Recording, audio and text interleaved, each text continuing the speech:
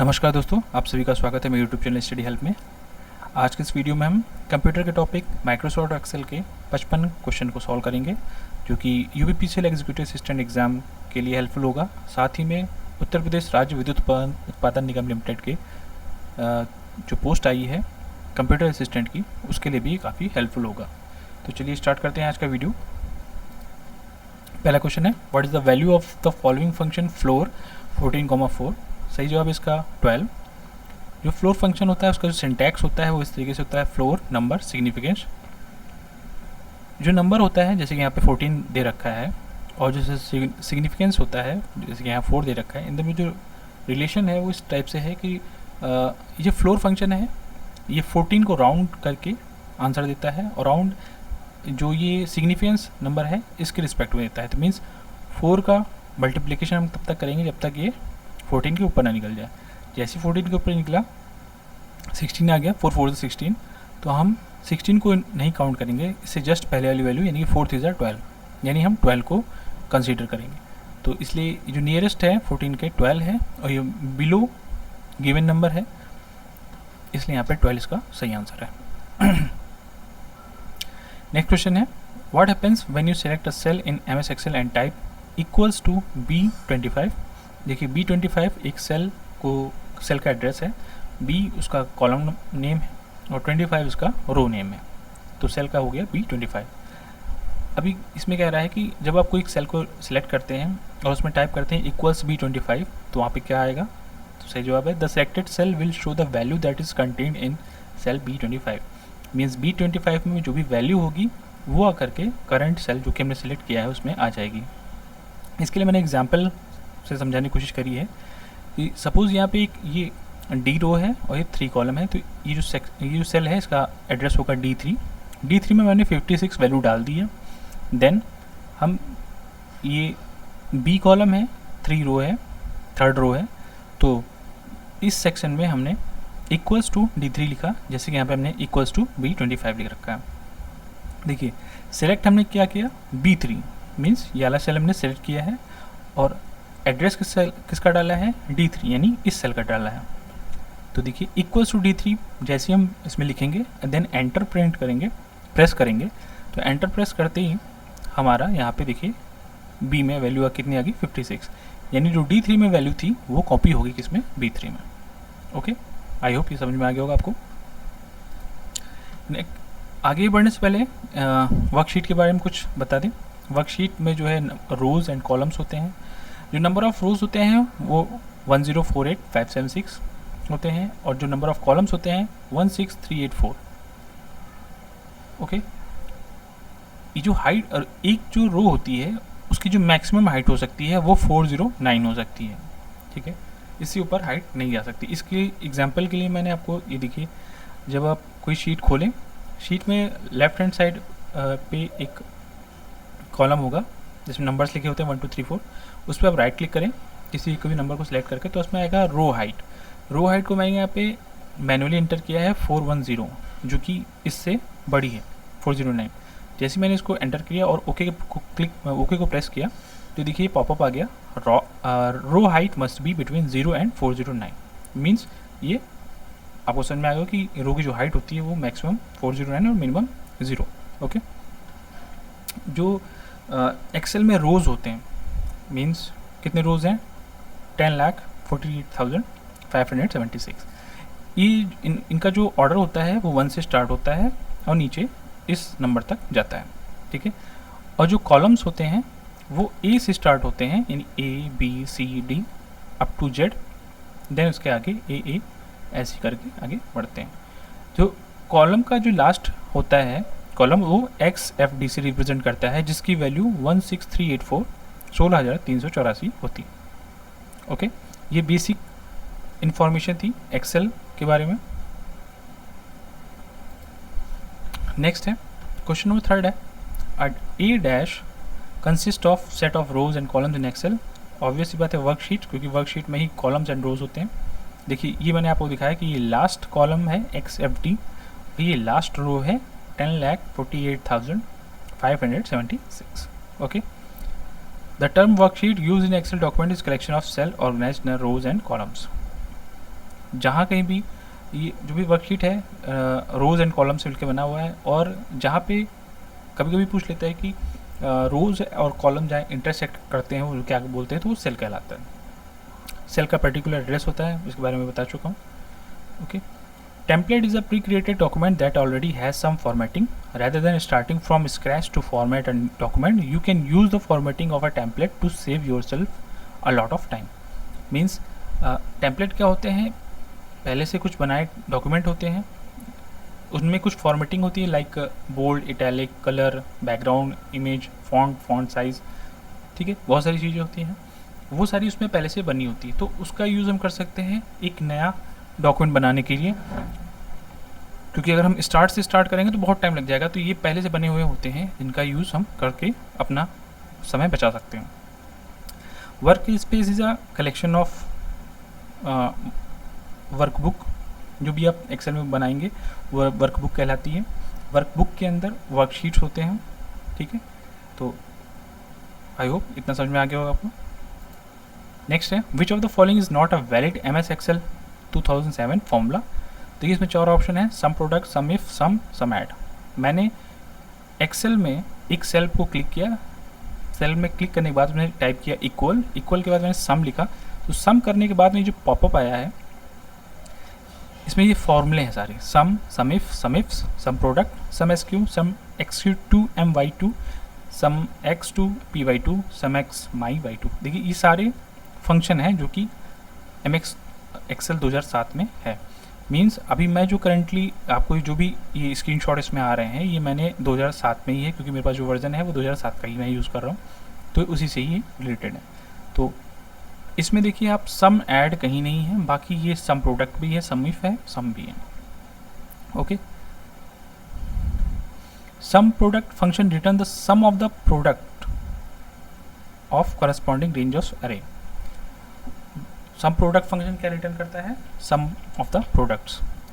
इसके बारे में और डिटेल में आप इसकी वेबसाइट पे जाकर के, माइक्रोसॉफ्ट की वेबसाइट पे जाकर डिटेल में पढ़ सकते हैं। सम इफ फंक्शन भी एक कुछ कंडीशन लगा करके नंबर्स को ऐड कर सकते हैं। ओके, सम जो नॉर्मल सम फॉर्मूला होता है वो कई मल्टीपल सेल को सिलेक्ट करके आप उसको सम कर सकते हैं। देखिए सम का फॉर्मूला कुछ इस तरीके से होता है, A2:A10 मीन्स A2 से लेकर के A10 तक की जितने भी सेल्स हैं उनके जो भी डिजिट होंगे उनको सम करके ये आंसर दे देगा। ओके, नेक्स्ट है which of the following is use to move an active cell to the first column on the current row. Means अगर आप किसी सेल को आपने सेलेक्ट कर रखा है और जिस सेल को आपने सेलेक्ट कर रखा है उसी सेल की रो में आपको फर्स्ट कॉलम में जाना है, तो उसके लिए आप होम की यूज़ करेंगे। ओके, तो इसका सही जवाब है होम। एंड अगर आप यूज़ करते हैं तो एकदम last cell, last column of the current row, यानी एकदम लास्ट वाले कॉलम पे चला जाएगा और होम पे फर्स्ट वाले कॉलम के सेल पे चला जाएगा। ओके, कंट्रोल होम प्रेस करेंगे तो वो फर्स्ट रो फर्स्ट कॉलम यानी कि फर्स्ट सेल पे आपको मूव कर ले जाएगा। Page up moves active cell up to one screen. Okay, then control page up moves active cell left one screen.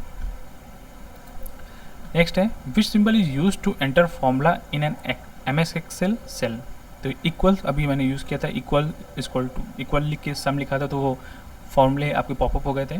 तो कभी फॉर्मूला एंटर करने के लिए किसी सेल में आप इक्वल लिखेंगे, आप नॉर्मल सम लिखेंगे, इक्वल नहीं लगाएंगे तो वो फॉर्मूला फंक्शन की तरह काम नहीं करेगा, वो नॉर्मली टेक्स्ट की तरह काम करेगा।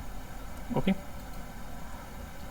नेक्स्ट है अ cell A1, A2, B1, B2 contains 0, 0, A, 0 respectively, then what will be the output of the given function count A1:B2। ये जो काउंट फंक्शन है ये काम क्या करता है, पहली बात तो काउंट फंक्शन ये जो भी आपने यहाँ पे रेंज दे रखी है, जैसे ये रेंज है A1 से लेकर के B2, ठीक है। तो A1 से B2 में ये देखिए यहाँ पे आपका A1 देन B2 आपका ये है, तो ये यहाँ पे ये पूरा का पूरा कवर हो जाएगा। तो काउंट फंक्शन क्या रिटर्न करता है, काउंट फंक्शन जितने भी इस रेंज में न्यूमेरिक डिजिट या न्यूमेरिक होंगे, जो भी सेल में जिस सेल में न्यूमेरिक नंबर होंगे उन सेल को काउंट करके आपको रिटर्न कर देगा। क्योंकि यहाँ पे 4 सेल के वैल्यूज़ हैं 0 0 A 0, तो कितने न्यूमेरिक हैं 1 2 3, 3 न्यूमेरिक हैं, तो इसका आंसर कितना हो जाएगा 3। ओके, देखिए मैंने आपको करके दिखाया है। इसमें मैंने A1 में 0, A2 में 0, B1 में A, B2 में 0, फिर एक ये रैंडम C4 फंक्शन में सेल मैंने सेलेक्ट किया, इसमें लिखा इक्वल्स काउंट ब्रैकेट के अंदर देन A1 कोलन B2। आप ऐसे लिखेंगे तो भी ये ऐसे हाईलाइट हो जाएगा, और अगर आप ऐसे नहीं लिखना चाहते हैं तो पैरेंथेसिस को ओपन करिए, देन इसको A1 से सेलेक्ट करके इसको ड्रैग करिए B2 तक का, तो ये पूरा सेलेक्ट हो जाएगा ये चारों सेल, और इसमें ये रेंज अपने आप आ जाएगी, और पैरेंथेसिस बंद करके इसको एंटर प्रेस कर दीजिए। जब एंटर प्रेस करेंगे तो देखिए यहाँ पे वैल्यू आ गई 3। ओके, एक फंक्शन है इसमें सम एस क्यू, ये जो सम एस क्यू फॉर्मूला होता है, ये इसके अंदर आप जो भी वैल्यू एंटर करेंगे उसका पहले स्क्वायर करेगा देन सम कर देगा। जैसे 1 का स्क्वायर 1, 2 का स्क्वायर 4, 3 का स्क्वायर 9, 4 का स्क्वायर 16, तो आप इसको ऐड करेंगे तो 1 9 10 10 16 26, 26 प्लस 4 30, तो ये आपका 30 है। इसी तरीके से देखिए मैंने कोई स्क्रीनशॉट में ये करके दिया है, सम एस क्यू लिखा है, उसके अंदर मैंने 2 2 1 3 लिखा है, तो 2 का स्क्वायर 4 4 4 8, 1 का स्क्वायर 1 9, और 3 का स्क्वायर 9 9 9 18, तो देखिए यहाँ पे 18 है। अब ये कैसे आप पहचानेंगे कि ये सही है, क्योंकि देखिए D3 इस सेल का एड्रेस कितना है D3, sorry D2, D second row पे है, तो इसका सेल का एड्रेस है D2। और देखिए यहाँ पे जो जब भी आप कोई सेल सेलेक्ट करते हैं और उसमें अगर कोई वैल्यू लिखी हुई है तो वो वैल्यू नॉर्मल है या किसी फंक्शन से आई है, ये चेक आप तुरंत फंक्शन, ये जो है एरिया फंक्शन शो करता है कि इसमें कोई फंक्शन लगा है नहीं लगा है। तो यहाँ से आप देख सकते हैं कि ये सेल सिलेक्टेड है, तो इस पर जो भी वैल्यू आई है वो इस फंक्शन के थ्रू कैलकुलेट होके तभी आई है। सपोज अगर यहाँ पे ना लिखा यहाँ पे ये फंक्शन ना होता इसमें, तो नॉर्मल यहाँ पे भी 18 ही लिखा होता। ओके, नेक्स्ट है by default a Microsoft Excel 2016 workbook contains dash worksheets, तो है 1, क्योंकि MS एक्सेल 2016 में आपको जब आप जैसे आप उसको ओपन करेंगे तो आपको सिर्फ एक शीट मिलेगी, जबकि MS ऑफिस 2007 में जिसको मैं यूज़ कर रहा हूँ उसमें देखिए शीट 1, शीट 2, शीट 3, ये बाय डिफ़ॉल्ट 3 शीट आती है। तो क्वेश्चन को करते वक्त ध्यान रखिएगा कि कौन से वर्जन की बात कर रहा है। ओके, नेक्स्ट है which type of chart can Excel produce, इसका ऑप्शन सी सही है, bar chart, line graph and pie chart. देखिए इसमें कई चार्ट्स होते हैं, column chart, line chart, pie chart, donut chart, bar chart, area chart, XY chart, bubble chart, stock chart, surface chart, radar chart, combo chart. ये जो chart है ये apply कैसे होते हैं, ये इंसर्ट टैब है, इंसर्ट टैब को जब आप सिलेक्ट करेंगे तो इसमें ग्रुप है चार्ट का, ठीक है, ये पूरा रिबन कहलाता है, ये पूरा एरिया जो भी आप देख रहे हैं ये पूरा रिबन कहलाता है। इसमें जो इंसर्ट टैब है, इंसर्ट टैब को जब सिलेक्ट करेंगे देखिए ये सिलेक्टेड दिखा रहा है आपको। ओके, सिलेक्ट करेंगे तो इसमें कई तरीके की देखिए टेबल्स आएगा, इलस्ट्रेशन आएगा, चार्ट आएगा। तो इस चार्ट में देखिए कई हैं, कॉलम, लाइन, पाई, बार, एरिया, स्कैटर, अदर चार्ट्स, ठीक है। तो आप पढ़ने के साथ में जो भी आप देख रहे हैं इसके साथ में आप ये भी ज़रूर बिल्कुल दिमाग खोल के इसमें देखते चलिए कि इंसर्ट में क्या क्या चीज़ें आ रही हैं। इंसर्ट में टेबल्स आ रहे हैं, इंसर्ट में इलस्ट्रेशंस आ रहा है, चार्ट्स आ रहा है, और भी है। तो जो आप खुद प्रैक्टिस करें इसको, तो आप ज़रूर ध्यान से देखें कि एक पर्टिकुलर टैब में कितने ग्रुप्स हैं। जैसे टेबल्स है, ये सारे ग्रुप्स हैं, चार्ट्स, इलस्ट्रेशन, टेबल, ये ग्रुप्स हैं। इनको ज़रूर ध्यान से देखिए क्योंकि क्या क्या इसमें है, कहाँ से क्या पूछ लेगा, कौन सी छोटी चीज़ आपको पता भी नहीं चलेगा।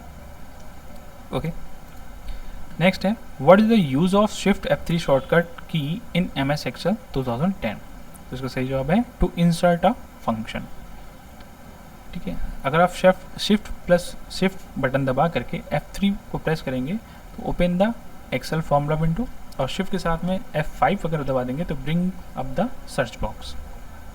इसके अलावा कुछ अलग शॉर्टकट कीज़ हैं, न्यू वर्कबुक खोलने के लिए कंट्रोल N, एग्जिस्टिंग वर्कबुक खोलने के लिए कंट्रोल O, और work to save a workbook और स्प्रेडशीट कंट्रोल S, ठीक है। To close the current window, current workbook control W। Control W क्या करता है, आपका एक्सेल खुला रहेगा लेकिन उसके अंदर जिस पे आप काम करेंगे वो बंद हो जाएगा, मीन्स वर्कशीट आपकी बंद हो जाएगी। ये कह लीजिए जो भी वर्कबुक पे आप पूरा काम कर रहे हैं वो बंद हो जाएगा। और अगर पूरा एक्सेल बंद करना है तो to close Excel control F4, to move the next sheet control page down, to move the previous sheet control page up, to go to the data tab Alt+A। Next question है what is the address of the cell in 7th column of the 6th row in MS Excel worksheet. इस तरह के question काफ़ी आते हैं जिनमें cell का एक बता देंगे रेफरेंस, उसको आदमी उसको उसका एड्रेस बताने के लिए बोल देते हैं। तो इसमें आप देख सकते हैं कि 7th कॉलम यहाँ से काउंट करेंगे ए से 1 2 3 4 5 6 7 आ गया तो मीन्स जी हो गया। इन सबसे पहले क्या लिखेंगे जी। Then 6th row in MS Excel worksheet, 6th रो 1 2 3 4 5 6। तो सबसे पहले क्या लिखा जाता है कॉलम को, देन रो को, तो जी और 6 यानी G6। तो सेल का जो एड्रेस हो जाएगा वो G6 हो जाएगा। बाकी ये जो डेटा है ये पीछे मैं बता चुका हूँ, इसको आप एक बार रीड आउट कर लीजिएगा। Valid function in MS Excel, ये देखिए फंक्शन वाले काफ़ी क्वेश्चन हैं क्योंकि फंक्शन से भी काफ़ी क्वेश्चन पूछ लेता है, मतलब इनकी मेजॉरिटी होती है। फंक्शन इसमें सम, काउंट, सब्सट्रैक्ट, काउंट है। देखिए इसका भी मैंने एक स्क्रीनशॉट दे रखा है। जैसे मैंने SU टाइप किया, देखिए सब इंस्टीट्यूट आ गया, सब टोटल आ गया, सम आ गया, लेकिन ये सब ट्रैक्ट नहीं आया। तो आप इसमें देख सकते हैं कि इस लिस्ट में कहीं भी सब्ट्रैक्ट नहीं है, क्योंकि ये जो लिस्ट होती है ये अल्फ़ाबेटिकल ऑर्डर में ही होती है। तो अगर SUB आ गया था तो SUB देन SUM आ गया, सम आ गया, मीन्स यहाँ पे इस तरीके का कोई भी फंक्शन नहीं होता है। ठीक है, काउंट फंक्शन का मैंने आपको यूज़ बता दिया था कि जो भी सेल जो नंबर्स कंटेन करते हैं उनको काउंट करके बता देता है। Count will count everything as numbers, dates, text, range containing a mixture of these items but does not count blank cells. Count stands for a count all, means count क्या करता है, जिन भी सेल्स में कुछ भी होगा, टेक्स्ट, डेटा, डेट्स, नंबर्स, कुछ भी होगा तो उनको रिटर्न उनके नंबर को काउंट कर लेगा, बट जिनमें कुछ नहीं होगा, ब्लैंक होंगे, उनको काउंट नहीं करेगा। नेक्स्ट है how do you display current date only in MS Excel. तो इसके लिए सही ऑप्शन है टुडे। टुडे आप इसमें टाइप करेंगे, एंटर प्रेस करेंगे तो आपका ये डेट आ जाएगा। ओके, नेक्स्ट है what is the shortcut key to highlight the entire column. Entire column, suppose आप किसी सेल को सेलेक्ट किए हैं और सेल को आपने क्लिक कर रखा है, और अगर आपने कंट्रोल प्लस स्पेस बार दबा दिया तो जो सेल है उस सेल के रिस्पेक्ट में जो पूरी कॉलम होगी वो सेलेक्ट हो जाएगी। तो इसका बेसिकली यूज़ क्या होता है, मान लीजिए किसी कॉलम में आपको कुछ फॉर्मेटिंग करनी है, सपोज उसको सेंटर में सारे लेटर जो है, सारे वर्ड जो है सेंटर में करने हैं या बोल्ड करना है, तो एक एक करके आप सेलेक्ट करेंगे। इससे अच्छा है आप control plus space bar press करिए, देन उसको एक साथ फॉर्मेटिंग कर दीजिए। नेक्स्ट है you can check the conditions against dash when applying conditional formatting. तो आप सेल वैल्यू और फॉर्मूला दोनों पे ही दोनों के लिए ही आप कंडीशन लगा के इसको चेक कर सकते हैं। नेक्स्ट है the name box on the left of the formula bar. देखिए ये जो FX लिखा हुआ है ये इधर राइट साइड में ये पूरा फॉर्मूला बार होता है, तो इसके जो लेफ्ट में होता है इसको नेम बॉक्स होता है, ठीक है, जिसमें सेल का एड्रेस आता है। देखिए अगर आप एक्सेल खोलेंगे और इसके ऊपर ऐसे माउस ले जाएंगे तो ये नेम बॉक्स लिख करके होवर हो जाएगा। ठीक है, इसको होवर होना बोलते हैं। आएगा, आप इसके ऊपर ऐसे पॉइंटर रखेंगे तो नेम बॉक्स लिख के आएगा, और जैसे ही हटाएंगे तो ये नेम बॉक्स हट जाएगा। क्योंकि ये स्क्रीनशॉट है इसलिए यहाँ से ये नहीं हट रहा है। ओके, तो इसका जो सही आंसर होगा वो shows the name of cell or range currently working on. Okay, name box refers to an input box directly to the left of the formula bar. आपको समझ में आएगा नेम बॉक्स क्या होता है। नेक्स्ट है control plus D shortcut key in Excel will, इसका answer है fill down in the selection. Control D क्या यूज़ होता है, सपोज आपने कोई एक सेल है B3 या मान लीजिए B5 में आपने कुछ लिख रखा है, सपोज 1 2 3, तो अगर आप B6 पे हैं, B5 में आपने 1 2 3 फिल कर रखा है और B6 पे जाते हैं, B6 पे आप चाह रहे हैं कि वही चीज़ ऊपर वैल्यू नीचे आ जाए, तो एक ऑप्शन है आप उसको कॉपी करिए देन पेस्ट कर दीजिए, ये भी कर सकते हैं। नेक्स्ट ऑप्शन ये है, क्योंकि ये जो B5 के जस्ट नीचे B6 होगी, तो उसमें कॉपी पेस्ट करने के बजाय अगर आप नीचे वाली सेल को सेलेक्ट करके Ctrl+D दबा देते हैं, तो क्या होगा कि ऊपर वाला जो सेल का वैल्यू है वो नीचे वाले उसमें सेल में कॉपी हो जाएगा बिना कॉपी पेस्ट किए। ओके, इसी तरीके से अगर आप जिस सेल में आपने वैल्यू लिखी हुई है, नंबर कुछ भी लिखा हुआ है, उसको आप सिलेक्ट करते हैं, देन Ctrl+Shift+Down प्रेस करते हैं, तो वहाँ से लेकर के नीचे तक की सारी रोज, सारे सेल्स सेलेक्ट हो जाएंगे, और अगेन Ctrl+D फिल करते हैं, तो जो सेल आपने सेलेक्ट किया था उसमें जो वैल्यू होगी वो सारी की सारी रोज में फिल हो जाएंगे। ओके, इसी तरीके से Ctrl+R, the shortcut key Ctrl+R is used in Excel to fill the selection with active cell to the right. Means Ctrl+D में क्या होता था कि जो नीचे वाली सेल है उसमें फिलअप होता था, Ctrl+R क्या करेगा कि राइट वाले सेल को फिल कर देगा। ओके, इसको आप करके देखिएगा एक्सेल में, तभी आपको समझ में आएगा कि एग्जैक्टली हो क्या रहा है।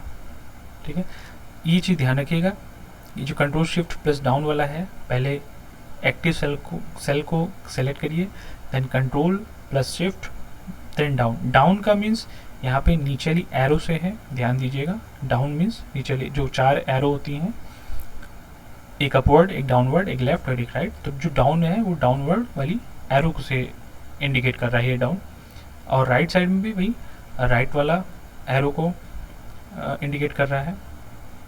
ओके, तो इसमें क्या होगा, ये जो भी एक्टिव सेल है उसके राइट में डेटा को फिल कर देगा, और इसमें Ctrl+D जो क्या करेगा नीचे वाले सेल में डेटा फिल कर देगा।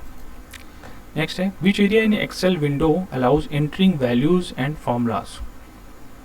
तो जो फॉर्मूला बार है, आप सेल में जाकर के फॉर्मूला लिख सकते हैं, या सीधा इस फॉर्मूला बार में कोई सेल आपने जो सेलेक्ट किया है आप वहाँ नहीं टाइप करेंगे, आप यहाँ भी लिख सकते हैं इक्वल्स टू, या सपोज कोई सेल आपने सेलेक्ट किया वहाँ और यहाँ पे आपने लिख दिया, सपोज जो भी वैल्यू आपको लिखना है, तो भी वो उस सेल में जाकर के ये यहाँ पे जो आप लिखेंगे वो डेटा वहाँ पे लिख जाएगा। ठीक है, तो लेकिन उसके लिए पहले आपको एक सेल सेलेक्ट कर जरूर करना पड़ेगा। तो इसका जो ऑप्शन, इसका जो आंसर है वो फॉर्मूला बार है।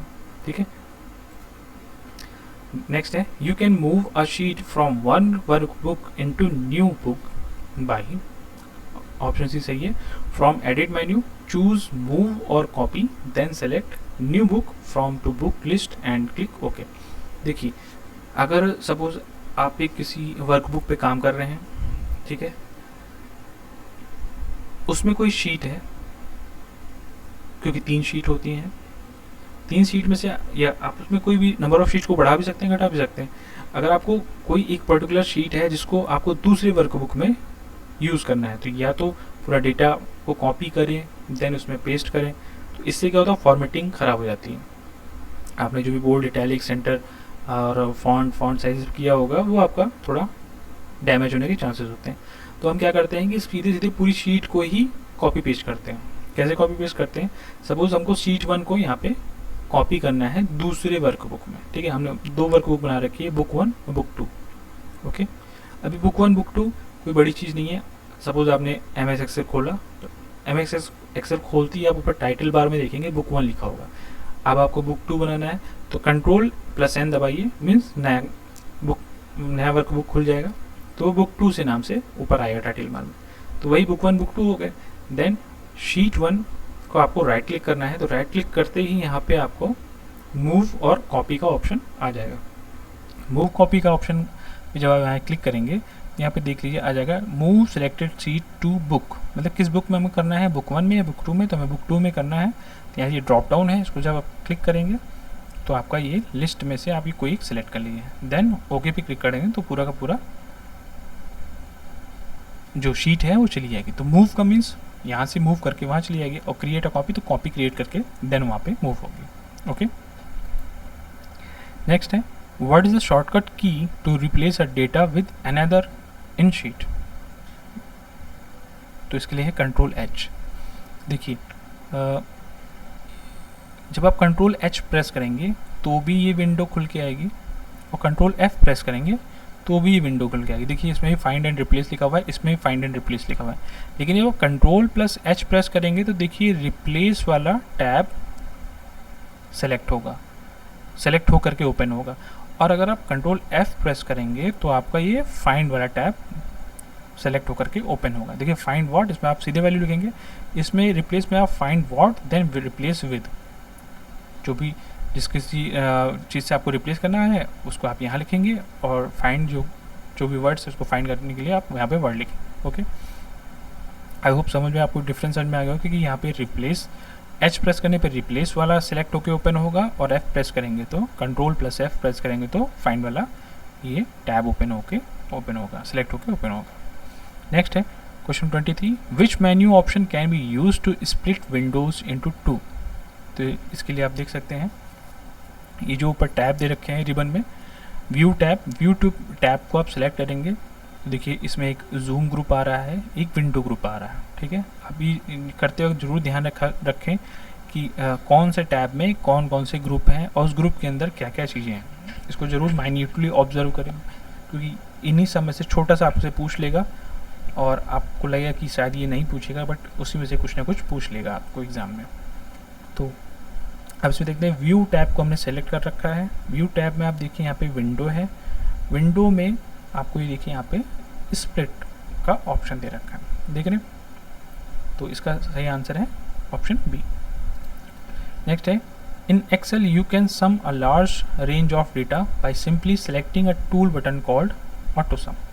ठीक है, इसमें जो रिबन है इसमें आप राइट हैंड साइड पे जाएंगे तो आप देखेंगे ये ऑटो सम है। ऑटो सम देखिए करता क्या है, अगर सपोज आप एक नंबर ऑफ सेल्स है, आपने सब कुछ सेलेक्ट कर लिया, सेलेक्ट करने के बाद में आप सिर्फ इसको प्रेस कर दीजिए आकर के, नीचे आपने सेल्स को सेलेक्ट किया, एक सिंगल रो को, सॉरी एक सिंगल कॉलम को, और यहाँ पे ऑटो सम क्लिक कर देंगे तो नीचे आपका जो भी आपने सेल सेलेक्ट किए हैं सारे उनका सम आ जाएगा। ओके, कोई फंक्शन लगाने की ज़रूरत नहीं है, कुछ करने की ज़रूरत नहीं है। नेक्स्ट है, to return the remainder after a number is divided by a divisor in Excel we use the function mod. Mod function क्या करता है, रिमाइंडर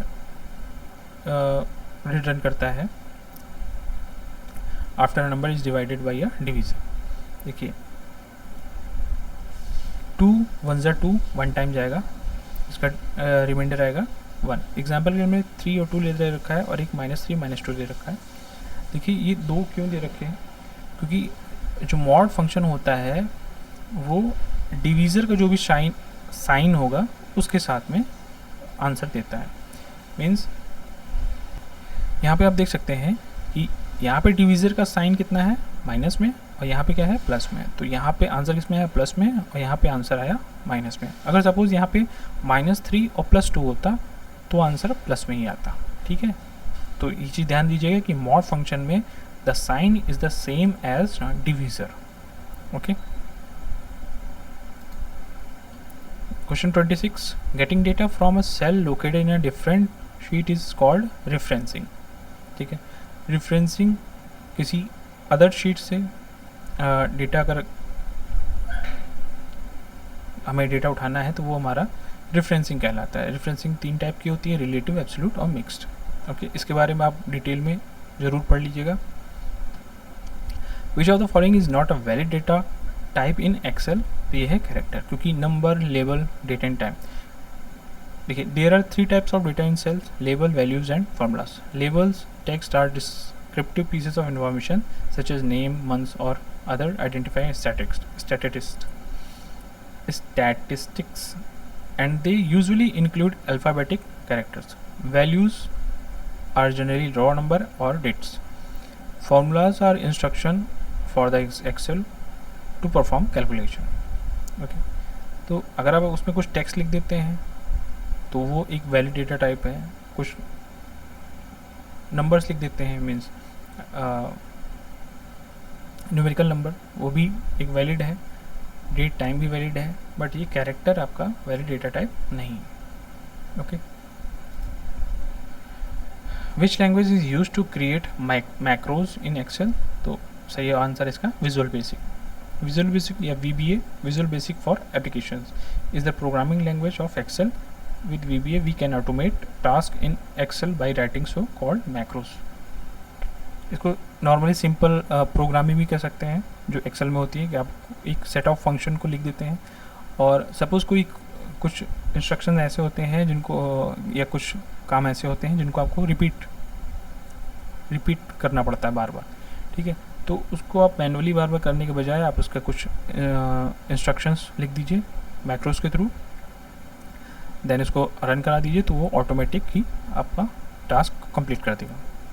क्वेश्चन 29 है, how many worksheet can a workbook have? तो इसका सही answer है none of the above, because आप कितने एक वर्क बुक में कितनी वर्कशीट हो सकती हैं ये आपको मैटर करता है किस पे, मेमोरी और रैम पे डिपेंड करता है, ठीक है। नेक्स्ट है, the spelling dialog box can be involve by choosing spelling from dash menu. देखिए, तो ये है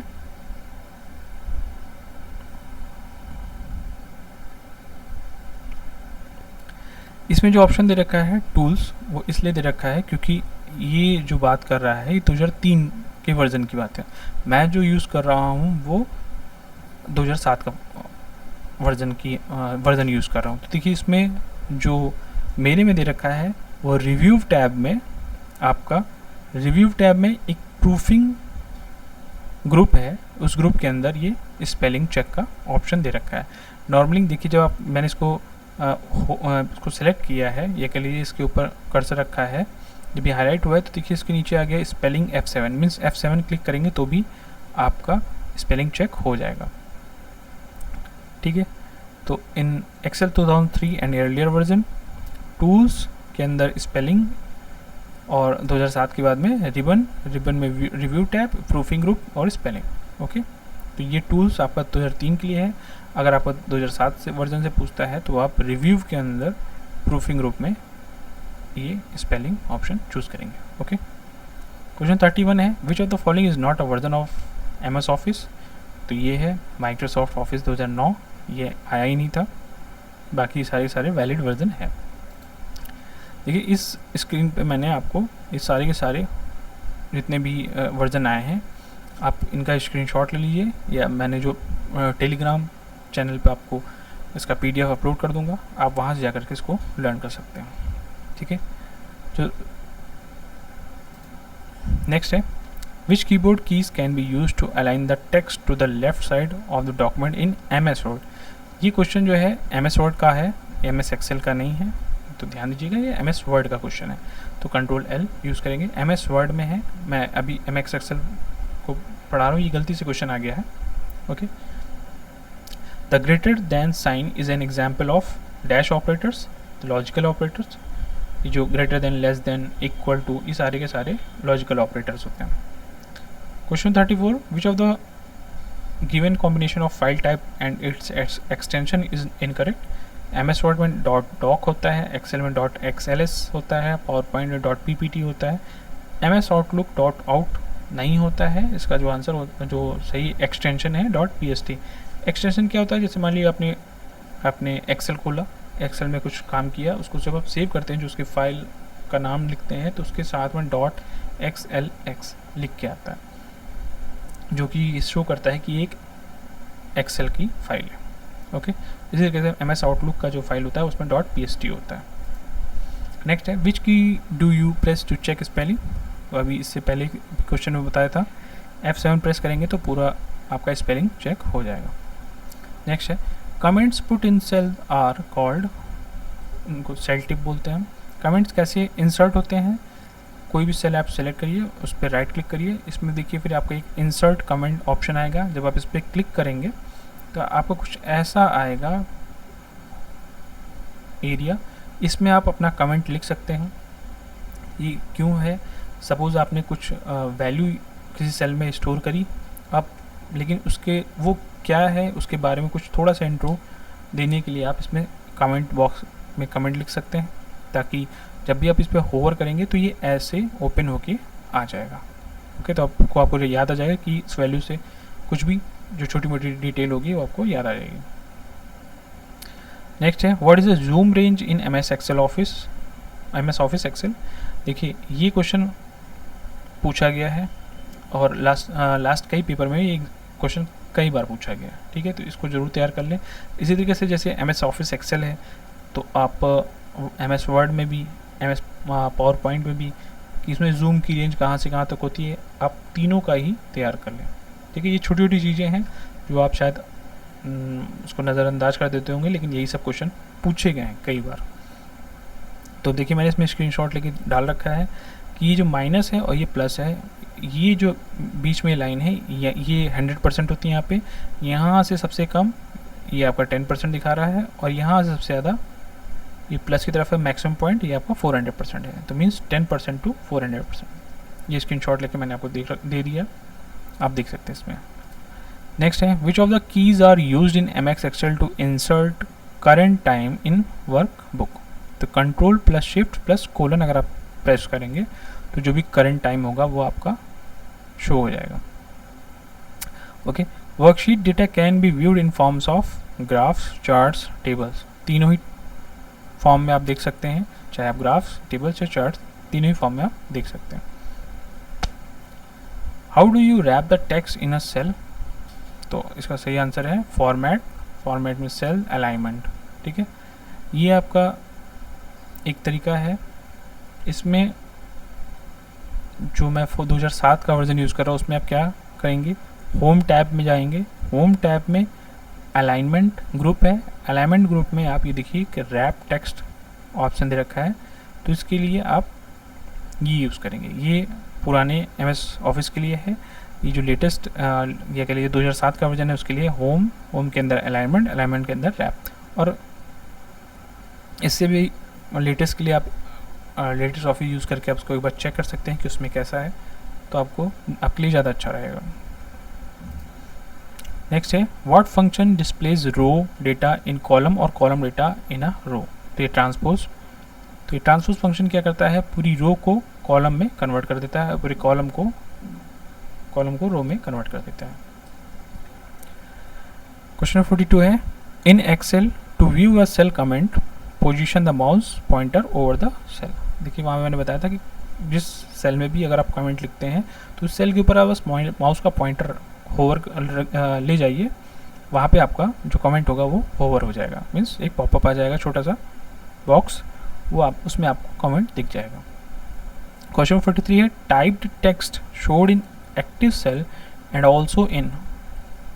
मीन्स जो भी एक्टिव सेल है उसमें जो भी डेटा होता है या जो भी टेक्स्ट होता है वो कहाँ शो होता है इस सेल के अलावा, फॉर्मूला बार में। ये मैंने पहले ही बताया है, फॉर्मूला आप इसमें जो भी लिखेंगे आपको यहाँ दिख जाएगा। अगर आप यहाँ पर कोई वैल्यू लिखते हैं और वो फंक्शन से आती है तो वो फंक्शन यहाँ पे दिख जाता है। तो ये फॉर्मूला बार होता है और ये नेम बॉक्स होता है। ठीक है,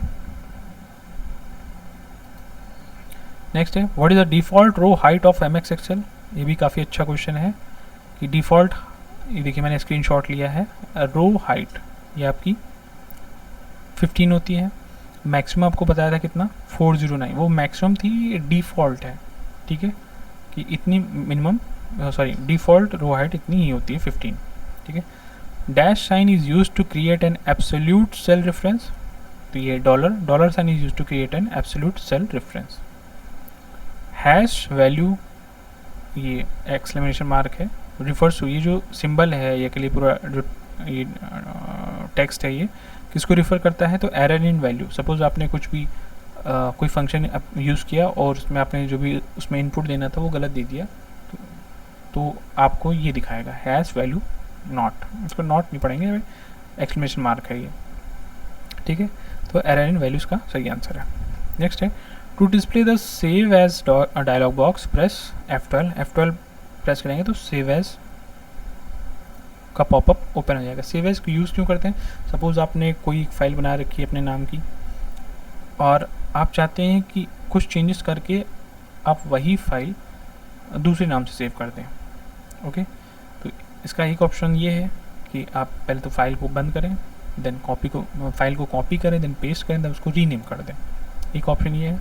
दूसरा ऑप्शन ये है कि आपने मान लीजिए सपोज चेंजेस कर रहे हैं, आप उसी फाइल पे काम कर रहे हैं, आप उसमें चेंजेस कर रहे हैं, आपने चेंजेस कर दिए, बट अब आप अगर सेव कर देते हैं तो आपको ओरिजिनल फाइल चली जाएगी, और अगर आप सेव नहीं करते तो आपको जो चेंजेस किए वो बेकार हो जाएगा। तो सेव एज क्या करता है, सेव एज आपको ये ऑप्शन देता है कि जो आप करंट जिस फाइल पे वर्क कर रहे हैं वो सेव ना हो करके एक नई फाइल का नाम से सेव हो जाएगा, और आप जो ओरिजिनल फाइल है उसको सेव ना करके उसको ऐसे ही क्लोज कर देंगे तो वो डेटा आपका सेव नहीं होगा, तो ओरिजिनल फाइल आपकी एज इट इज़ बनी रहेगी। नेक्स्ट है question 48, what is the default column width of M S Excel. तो डिफ़ॉल्ट कॉलम ये देखिए यहाँ पे मैंने देखा है ए कॉलम है।